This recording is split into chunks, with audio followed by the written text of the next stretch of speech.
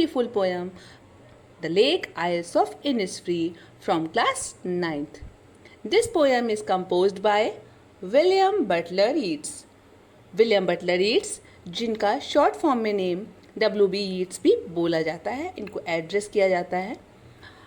Yeats एक बहुत ही प्यारी खूबसूरत सी जगह जिसका नाम है इनिस्फ्री, वहाँ पर बचपन में गए थे और वो जगह इनको बहुत पसंद आई थी। वो जगह बहुत ही शांतिपूर्ण वातावरण में थी और अब कवि शहर में रहता है और अपने इस मटेरियलिस्टिक वर्ल्ड से, इस दुनिया से बहुत ज़्यादा उब चुका है। So he wants to get peace and tranquility of Innisfree village where a lake is besides. यानी कि कवि उस इनिस्फ्री गांव में जा कर के उस शांति का अनुभव करना चाहता है जो वो गांव में अनुभव नहीं कर पा रहा है। तो आइए देखते हैं और पढ़ते हैं the lake isles of Innisfree. The lake isles of Innisfree, first line है, आई विल अराइज, मैं उठूँगा, एंड गो नाउ, और अभी जाऊँगा, एंड गो टू इनिस्फ्री, और कहाँ जाऊँगा बच्चों? कवि कह रहा है मैं इनिस्फ्री जाऊँगा। वहाँ जाकर ये कवि क्या करना चाहता है अगली लाइन में बताते हैं। And a small cabin built there. अब बच्चों आप जानते हैं कि केबिन क्या होता है। केबिन एक लकड़ियों का बना हुआ घर होता है जिसे मिट्टी और लकड़ी के पटरों की सहायता से बनाया जाता है। जैसे कि आपने हॉरर मूवीज़ में, हॉलीवुड मूवीज़ में देखा होगा, जंगल में बना हुआ एक घर जिसको देख कर की आवाज़ सुन के बहुत डर लगता है ना, वैसा ही बिल्कुल घर। A small cabin build their, मैं ऐसा ही एक छोटा सा घर, छोटी सी कुटिया वहाँ बनाना चाहता हूँ। ऑफ क्ले एंड वेटल्स मेड, और वो कुटिया किस चीज़ की बनेगी? मिट्टी की और वेटल्स की। अब जब कवि वहाँ रहेगा तो वो चाहता है कि वो वहाँ पर कुछ खाएगा कैसे। 9 bean rows will I have there, मैं वहाँ पर 9 लाइनें लगाऊंगा और उनमें बीन उगाऊंगा। बीन सेम को भी बोलते हैं और कई तरह की सब्जियां होती हैं जो फली वाली होती हैं, उन्हें भी बीन्स बोलते हैं। तो कवि कह रहा है कि मैं वहाँ पर 9 लाइन लगाऊंगा और उसमें बीन्स उगाऊंगा। A hive for the honey bee, साथ ही साथ मैं एक छत्ता बनाऊंगा जो कि मधुमक्खियों का होगा। And live alone in the bee loud glade, और अब कवि की अगली इच्छा है कि वो उस मधुमक्खियों से गुंजारित, बी लाउड ग्लेड, ग्लेड मतलब होता है घाटी, बी लाउड मतलब जहाँ पर मधुमक्खियों की आवाज़ है। जब कभी प्रकृति की ओर जा रहा है, प्राकृतिक चाहता है वो आसपास अपने वातावरण, अपने तरफ पीसफुल एनवायरनमेंट चाहता है, तो ऐसी जगह पे जहाँ पर मधुमक्खियाँ बोलती हैं उसको बोलते हैं मधुमक्खियों का गुंजाना।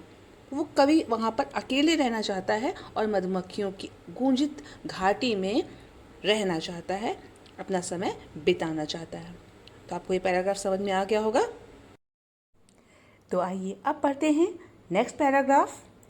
And I shall have some peace there. तो आइए अब पढ़ते हैं आगे।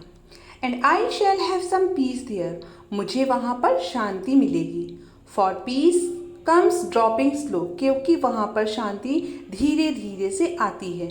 ड्रॉपिंग फ्रॉम द वेल्स, बिल्कुल वैसे ही जैसे कि वेल, वेल मतलब होता है घूंघट, और यहाँ पर कवि ने क्रिश्चियन ब्राइड के घूंघट के बारे में कहा है। क्रिश्चियन की ब्राइड जब शादी के लिए जाती है तो वो पीछे से बहुत लंबा सा घूंघट लटका होता है और जिसे 2 लड़कियां पकड़ के उसके साथ चलती हैं। अपने यहाँ तो हिंदू धर्म में तो आपने देखा है कि जो लड़कियां घूंघट डालती हैं, अपना सर ढकती हैं, उसे घूंघट बोलते हैं, लेकिन उनके यहाँ वेल्स का मतलब होता है पीछे से आना।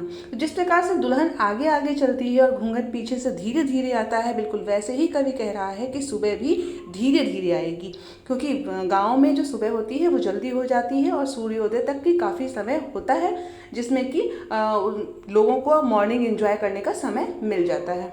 वेयर द क्रिकेट सिंग्स, जहाँ पर झिंगुर गीत गाते हैं।